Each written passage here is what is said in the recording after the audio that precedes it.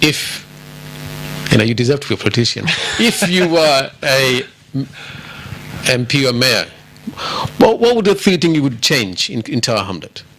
Okay, that's a great question. I mean, I am a politician, actually. I mean, not a party politician, but I am a politician. You see, anyone who is involved in your community about changing it for the better is a politician.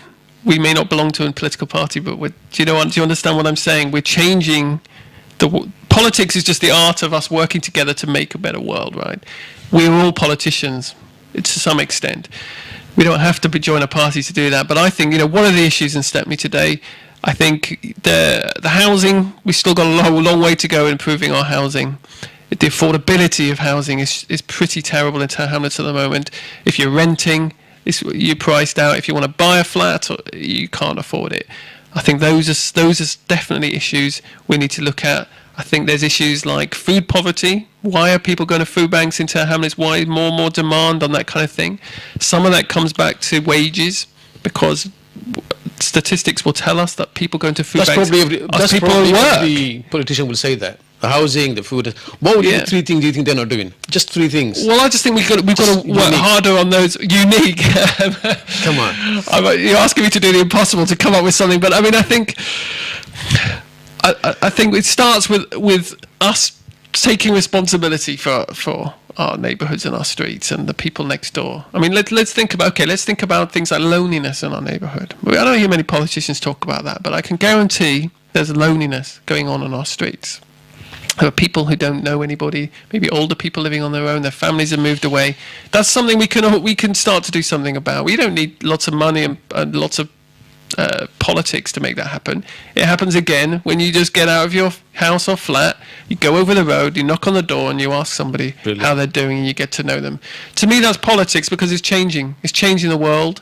The city that we live in is simple and it's free. That's the other thing. And if you just all you need to do is give your time. We've just got 2 minutes left. Just before we go, if you do become MP or stuff, I want you to support Middle Path. Middle Path Radio will be amazing because they're given a platform to do that. Brother and sister, just before we go, I will ask Nick to say the last word. What would you like to say to our viewers? Well, I just want to encourage everybody that I imagine lots of people listening to this will have agreed with a lot of what we said in terms of neighbourhood. They would agree that all of us can do more to improve our streets. And I would just say it starts with you as an individual, as a family group in your flat or wherever you live, that you can make a difference. You don't have to wait for somebody to tell you to do it. You can start today.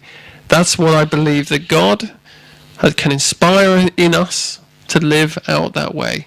And I would want to encourage them to live that like that and do all they can every day to make the most of every moment they have and to just change our world together. And I think we can do that. Do you?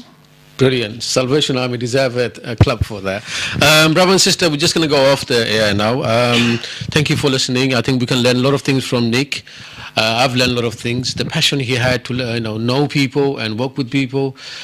And the things he said, I mean, he does more without saying it. He does more activeness. He's really active in his community. Everyone knows him.